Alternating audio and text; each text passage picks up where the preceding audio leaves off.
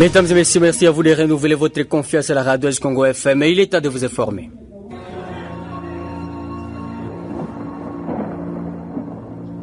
Oasis, la météo. Voici comment se présente la prévision météorologique pour ce dimanche 28 juillet 2024 en ville de Béni. Levé du soleil 6h04 et se coucher 18h13. Le vent courra à 10 km par heure l'avant-midi à direction sud et à 20 km l'après-midi à direction sud-ouest. La température maximale sera ressentie à 30 degrés Celsius et la minimale à 19 degrés Celsius. Ce dimanche, le ciel sera nuageux accompagné d'orages et d'averses.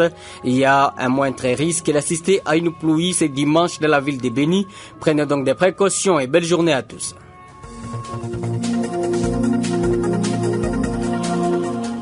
Au sommaire de cette édition, insécurité en ville de Béni, un officier militaire des FARDC a été assassiné la nuit du vendredi à ce samedi 27 juillet au quartier Malépé. Les faits s'est déroulé dans la commune Béou en ville de Béni. En agriculture, la maladie huile bactérienne qui attaque les bananiers a refait surface de l'agglomération de Maboukou dans la chefferie de Bachou en territoire de Béni. L'alerte est faite par un ingénieur agronome de la place. 8 nouveaux cas de décès ont été notifiés chez les déplacés vivant en commune de Mongwalu et ses environs dans le territoire d'Ndjougou, province de l'Ituri. Ces déplacés sont morts par manque de soins et fonds. Pendant ce temps, il s'observe une rupture de stock à médicaments pour la prise en charge des déplacés à l'hôpital général de Mongwalu. Nous en parlons tout à l'heure dans ce radio journal. Jeune, ton avenir est plein d'espoir. Mais une seconde de plaisir sexuel peut le gâcher à jamais. Sois sage. Roger Mutuka nous oriente dans les ondes. Justin Palouk Mouviala Waibi Hawa Matungani. Nous sommes à la présentation de cette édition.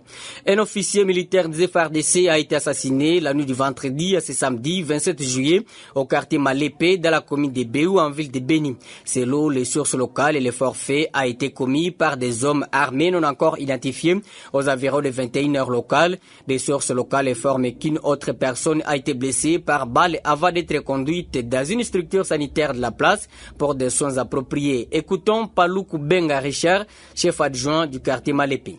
La situation sécuritaire de notre entité n'est pas tellement bien parce que dans la nuit d'aujourd'hui, vers 20h30, nous avons connu un cas de meurtre d'un officier militaire, un sergent-major, qui a été abattu par son garde du corps. Ce sergent-major, son nom c'est Nyenga Makatela, qui a été fusillé par son garde du corps. Mais le motif jusque-là n'est pas encore connu. Terre de ces fusillades s'est enfui dans la nature. C'est comme ça que nous demandons aux autorités policières et militaires de nous aider à diminuer les effectifs, surtout des militaires dans les quartiers, parce que quand il y a un grand nombre de militaires, ça donne aussi peur, alors que nous sommes appelés à faire le mariage civilo-militaire. Nous demandons aussi à la population d'être toujours vigilante, d'alerter, de former au temps opportun. Et ce corps a été levé sur le lieu de drame, c'était vers 23h20, après les enquêtes menées par l'auditeur militaire qui est arrivé. Cette information est confirmée sans trop de détails par le colonel Makazuka, porte-parole du secteur opérationnel Sokola 1 Grand Nord.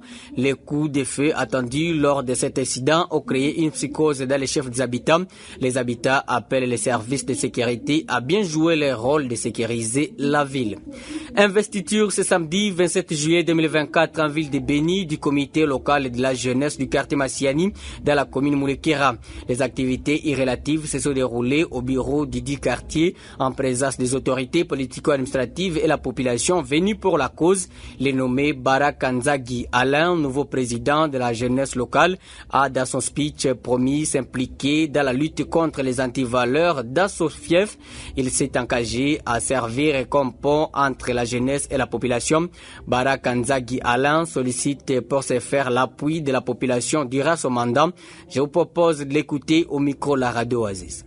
Je vais sensibiliser aussi la jeunesse de lutter contre les conflits intergénérationnels en appuyant la collaboration avec les autorités locales, mobiliser les jeunes à faire le développement de notre entité, entre parenthèses, Salongo communautaire. Être un pont entre les jeunes et les autorités locales dans l'autonomisation de la jeunesse. Nous ne voulons pas la jeunesse quémandeuse. Nous voulons la jeunesse qui travaille. L'autonomisation encore, nous allons lutter contre la délinquance juvénile. Je dis et je vous remercie. Échange ce samedi 27 juillet 2024 entre les chefs de division unique de la mairie et les 30 chefs des quartiers de la ville de Béni.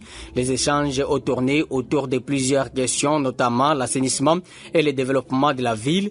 À cette occasion, le chef de division unique Claude Nzimoto a appelé les chefs des quartiers à sensibiliser leurs administrés aux travaux communautaires après la fin du projet du Fonds social. Claude Nzimoto revient sur d'autres éléments traités au cours des échanges au micro d'Alfred Ndayango. À un certain moment, il y a eu arrêt des travaux par le Fonds social, donc TIMO, et que les avenues pourront être endommagées par la pluie. Nous avions mobilisé les chefs de quartier par rapport à ça parce que depuis jeudi, il y a eu remise de matériel par le Fonds social qui va servir à l'entretien de certaines avenues ainsi que rues. Nous avions informé aux chefs de quartier comme quoi, à chaque fois quand il y aura une inhumation dans les périphéries, il faut chaque fois orienter les gens pour surtout le permis d'inhumation, mais également leur dire que les cimetières privés ne peuvent pas fonctionner au niveau de la ville sans que l'autorité municipale les sache. Nous avions également parlé du problème des enfants qui ont l'habitude d'extraire des sables dans des avenues Berry. Nous avions demandé au chef de quartier d'interdire surtout les enfants de continuer avec cette pratique d'extraire les sables dans des avenues ainsi que rues. Nous avions également parlé de l'assainissement. Ils ont déploré par rapport au dépotoir. Il y a certaines personnes qui vont déposer le déchet n'importe où il n'y a pas de dépotoir. Nous les avons indiqué qu'au niveau de Matembo, nous avons un dépotoir public où il y a un incinérateur. À chaque fois quand il y aura des déchets, il faut toujours amener ça au niveau. À chaque fois qu'il y aura ceux-là qui prennent le déchet des toilettes, les emballent à des sacs pour aller les renverser dans des rivières, il faut toujours alerter plus vite la mairie pour que la mairie puisse mettre la main sur ce genre de pratiques parce que ce n'est pas bon pour l'hygiène.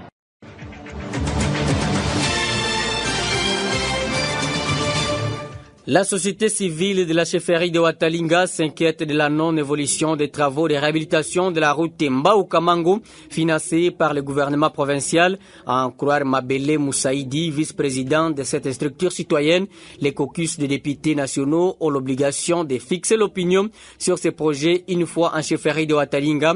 Aujourd'hui, le trafic sur ces tronçons devient difficile et vu son délabrement total, lesquels impactent négativement à la vie de la population de la chefferie de Watalinga.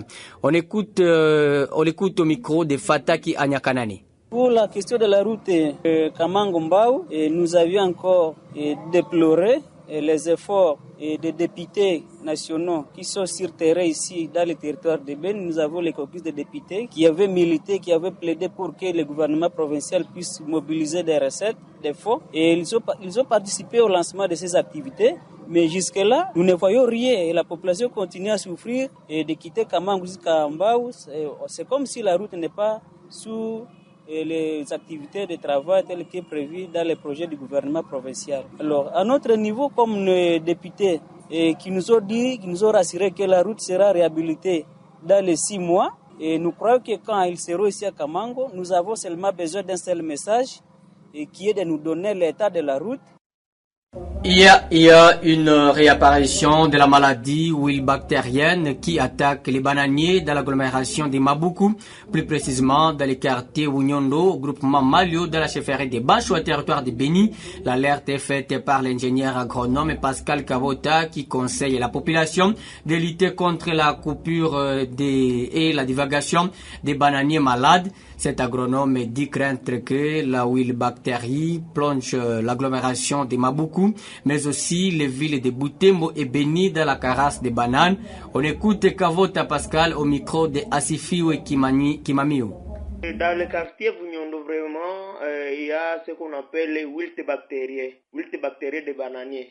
Les wilt bactériens des bananiers, je peux dire que auparavant, on l'appelait Ebola. Et les signes se présentent, il y aura un jaunissement.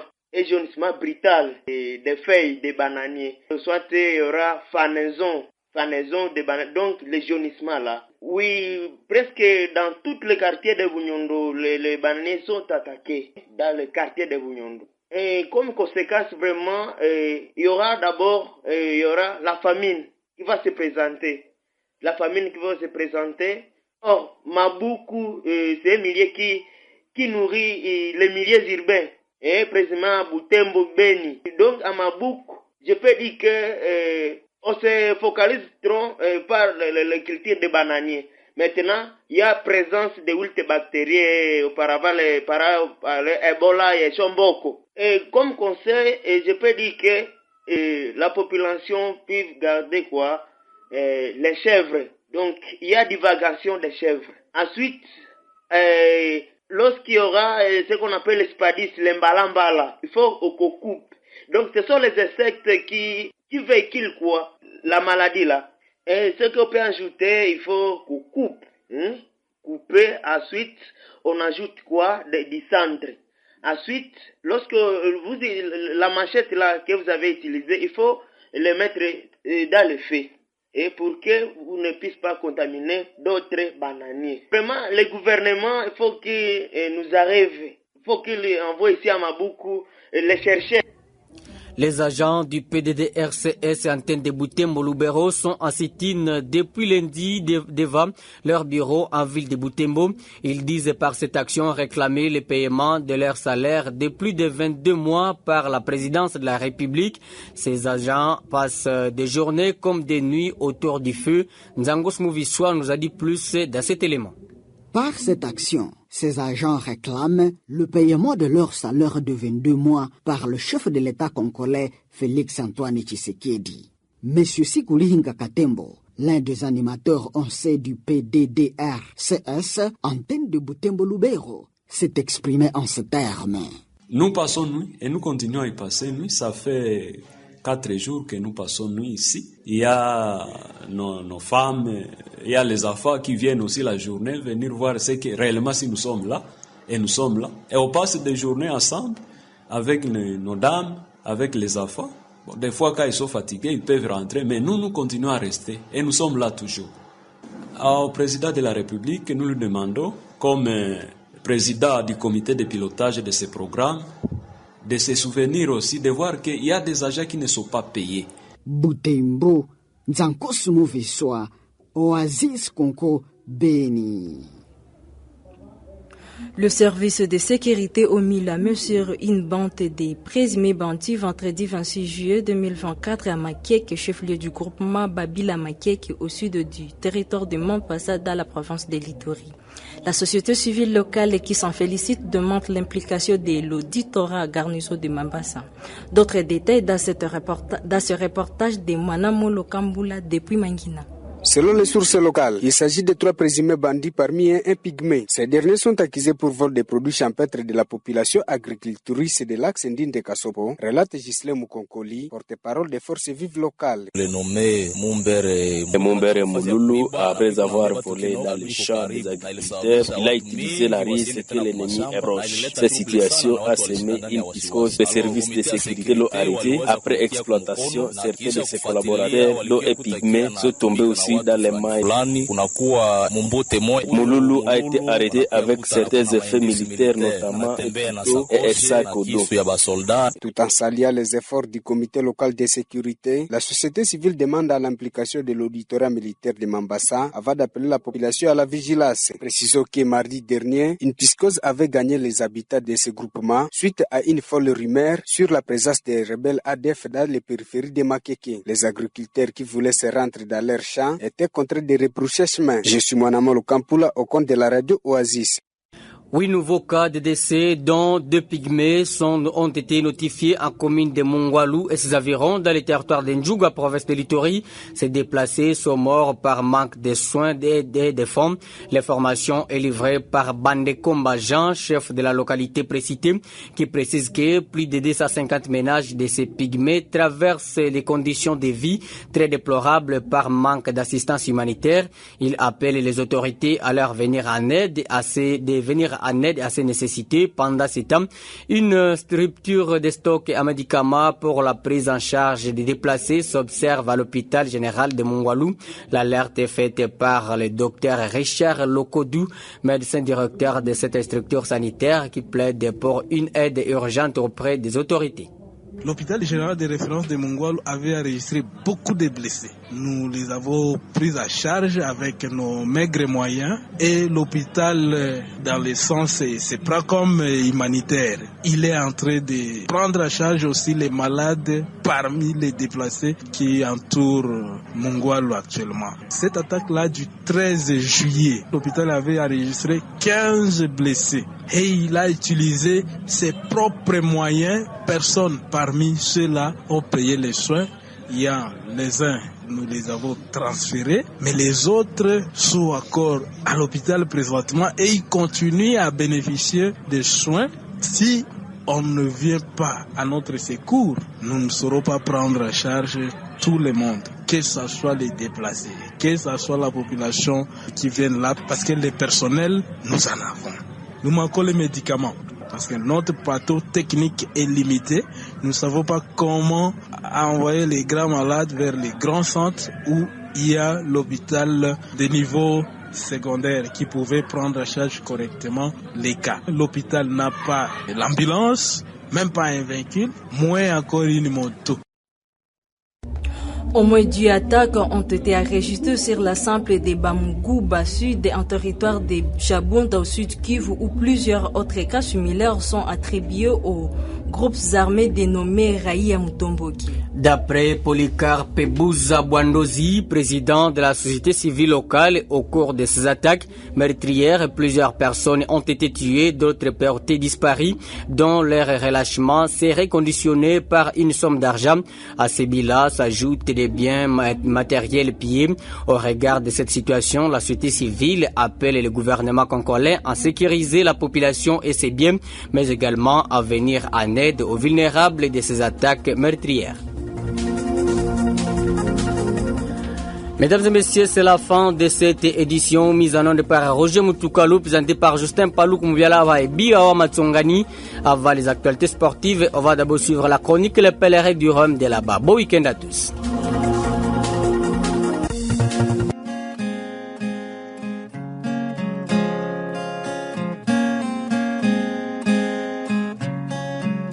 Les cellules de communication, elles sont de plus en plus nombreuses au royaume de là-bas. Les véritables caméléons qui changent de couleur à chaque saison, selon la floraison. Généralement, des jeunes gens qui sont experts et spécialistes des réseaux sociaux, qui savent défier les honorables et vénérables, surtout les autorités morales. Les cellules de communication savent concevoir des textes positifs tout autour du chef, autour de l'exécutif, autour du président fondateur, surtout dans les rouages de l'autorité morale. Le pèlerin a été attiré par un constat selon lequel les cellules de communication sont composées des individus profiteurs, des opportunistes, des garçons de course, des véritables renards, des écrivains qui écrivent pas pour l'évolution de l'autorité morale, mais pour lui dérober quelques billets de banque. Certains écrivains conçoivent même des textes pour vanter leur chef, tout en blessant les autres couches sociales. Les cellules de communication au royaume de là-bas ont fini par induire en erreur les autorités morales par une exploitation démesurée des réseaux sociaux. Lorsque le chef est à pole position, les cellules de communication sont tellement souples d'écrire même là où ce n'est pas important d'écrire. Même lorsque tout le monde voit que l'autorité morale ou l'exécutif est noir comme le bleu de méthylène, la cellule de communication fait tout pour les blanchir. Hélas, il suffit que l'autorité soit suspendue ou malade, les mêmes jours, les mêmes cellules de communication changent de camp. Sans honte ni vergogne, elles trouvent des mots pour vanter leur nouveau positionnement, tout en blessant leur ancien camp. Pire encore, si l'on apprenait que l'autorité morale est en prison, ceux-là même qui ont vanté et défié l'homme changent de l'écriture et font comme s'ils n'ont jamais connu le monsieur. Des cellules de communication au royaume de là-bas sont des parasites qui vivent à dépendance de l'autorité morale. On dirait des poux dans la chevelure des malades. Les jolis mouvements et puis attention avec ce ballon pivot. Un moment émotionnel. Les smash. Le centre, il est au cordeau. Et la lourde frappe magistrale sous le lucarne. Le but. Le but. Un moment. Oasis Sport. Le sport dans toutes ses formes. Salut auditeurs passionnés des sports, parlant des actualités sportives, débutant avec cette discipline sportive où les tournois des DTR Dream Team Relais se tiendront en ville de Béni ce dimanche 28 juillet, marquant une première pour cette discipline sportive à Béni. L'événement promet d'être un grand rendez-vous pour les amateurs des relais offrant une compétition intense et captivante. 50 jeunes relais se disputeront la victoire sur une distance de 30 km composée de 15 km à l'aller et 15 autres au retour. La course se déroulera sur le boulevard Niamoussi, offrant aux participants un parcours dynamique et stimulant. Selon Joël Kavouya, les responsables de cette discipline à Béni, ce tournoi est une opportunité unique de mettre en valeur les talents locaux et de promouvoir les sports des relais dans la région. Il est dans cet élément sonore. Le tournoi dénommé Umoja, organisé par la Dream Team Relais, c'est d'abord un tournoi de paix et de résilience qui va ce dimanche faire 15 km aller et 15 km de retour, qui devra réunir 50 jeunes, dont 15 qui viendront de Butembo, 25 de Béni et 10 de Wicha. Cette particularité se pose par rapport à la préparation. Vous pouvez comprendre que ces de Béni ne devront pas quitter d'un millier X à Y pour le transport, mais pour minimiser aussi les coûts et les dépenses, on devrait prendre juste la représentativité des athlètes qui viennent de Butembo et de Oicha. Cependant, c'est pour nous aussi le remerciement que nous adressons aux médias et nous adressons aussi à la Fédération de la République démocratique du Congo via la Ligue provinciale du Nord Kivu qui a accepté et nous a envoyé le capitaine et coach Serge Makolo qui est venu de Goma en tant que juge responsable de nos athlètes et les remettre en niveau. Le tournoi qui va se passer le 28 a commencé par une phase préparatoire. C'est-à-dire les jeunes de Béni ont commencé aujourd'hui les entraînements d'ensemble. Les jeunes de Butembo arrivent déjà ce jeudi et les jeunes de Wicha aussi ce jeudi. Donc le préparatif évolue. Dans quelles conditions techniques ce tournoi se disputera? Joël Kavouya revient à ce terme. Quant à ce qui est des conditions techniques, nous sommes toujours en échange avec l'autorité urbaine qui, via son service de la police de circulation routière et aussi la PNC, pour assurer la sécurité de ce tournoi qui va se passer du 30 juin à la barrière de Mavivi. Si on se dit qu'on ne va pas chaque fois faire ça à Béni, alors personne ne regardera Béni. Il est temps que les gens regardent nos riders de Béni dans quelle souffrance ils pratiquent cette discipline. Lorsqu'ils arrivent à Goma, lorsqu'ils arrivent à Kinshasa, pour être à cette hauteur qu'il leur est demandé, c'est par rapport à ce qu'ils endurent dans cette communauté. Nous avons réservé 350 000 francs aux gagnants, le numéro 1. Le deuxième, il va recevoir 250 000 francs et le troisième recevra 150 000 francs. Le dernier message aux sportifs de Béni, c'est que on va parler maintenant de football. C'est samedi 27 juillet, le stade du 15 octobre a été le théâtre des matchs de football amical et passionnant entre les FC Béni Sport, surnommés les Casques Bleus, et les FC Mwangaza, également connus sous le nom de Banalola. Dans les coups d'avant, les Casques Bleus ont pris les devants sur une intensité remarquable et marqua débit dans les 10 premières minutes. Le capitaine Ajé Kisando a ouvert le score sur penalty suivi peu après par un autre but inscrit par Karmapa. Il fallait attendre la deuxième période pour voir la réaction de Mwangaza et marquer un but. Les matchs s'est finalement terminé sur une victoire des Casques Bleus avec un score de 2-1. Le match retour est prévu ce dimanche toujours au stade du 15 octobre à 2000 francs comme droit d'entrée. Toujours football, annoncé pour le vendredi 26 juillet dernier, l'assemblée élective du comité directeur des fanatiques de l'AS Kapako rallié. C'est dimanche 28 juillet 2024. Tout se déroulera chez Papa Chota pendant les heures de l'avant-midi de ce dimanche. L'administration de Mutuka Mounene invite donc tous les fanatiques du champion du Nord Kivu 2023 à venir participer à cette assemblée afin de choisir un comité directeur pour l'exercice 2024-2025. Les candidatures déposées en différents postes sont à découvrir ce même dimanche. Sur le plan national, on va parler de cette actualité. Pafil Miayoka Zembe a quitté le tout-puissant Mazembe comme entraîneur adjoint et s'engage avec le cercle sportif d'Obosco. C'est à travers un communiqué de presse que le club cher à Moïse Katumbi a annoncé le départ de Miayo. Le technicien congolais va évoluer à la tête du staff technique du cercle sportif d'Obosco. Il remplace à ce poste le franco-congolais Jean-Claude Loboko. Ce dernier va pleinement se concentrer sur les activités de l'académie du tout-puissant Mazembe. L'ancien milieu de terrain aujourd'hui âgé de 47 ans va découvrir le deuxième club dans sa carrière d'entraîneur. Le cercle sportif de Bosco est retrouvé à la Lina Foot de la première division. En championnat, il a remporté avec le tout-puissant Mazembe Ligue 1, attaqué, joueur également et entraîneur. Amis sportifs, c'est la fin de ce journal des sports. Barakamba Kwa Blessing qui vous a servi. Merci à vous de l'avoir auditionné. Merci d'avoir écouté ce journal. Vous pouvez le réécouter en visitant notre site internet www.radiooasis.cd. Jeune, ton avenir est plein d'espoir. Mais une seconde de plaisir sexuel peut le gâcher à jamais.